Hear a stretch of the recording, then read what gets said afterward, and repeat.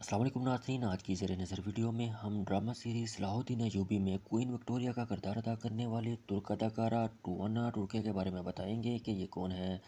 ٹوانا ٹرکے 3 اکتوبر 1990 کو اسکوڈار استنبول میں پیدا ہوئیں۔ ٹوانا ٹرکے نے استنبول ونیس کالج سے گریجویشن کیا اور بیکنیٹ یونیورسٹی سے اسٹیج اور پرفارمنگ آرٹس اور سینما اور ٹیلی ویژن کے شعبہ میں اپنی تعلیم جاری رکھی۔ اس نے 9 سال کی عمر میں ہائی اسکول میں اشتہارات میں اداکاری شروع کی۔ اس نے اپنی مدت کے دوران ایک پرائیویٹ ایکٹنگ اسکول سے اداکاری کا سبق لیا۔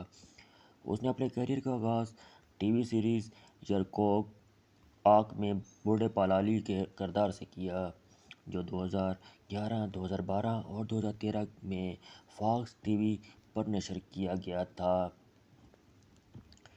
2014 اور 2015 میں اس نے ٹی وی سیریز کارا پارا اشک میں بہار چنار کا کردار ادا کیا اور 2014 میں لارا فلم فیسٹیول میں اسے ینگ پلیئر ایوارڈ کا ایوارڈ ملا۔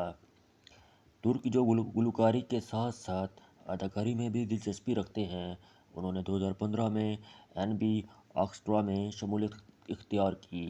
اپنے البم میں اس نے آرانی اولسن نامی گانا گایا، جس کی موسیقی اور بول ان کے تھے اور خوب پذیرائی حاصل کی۔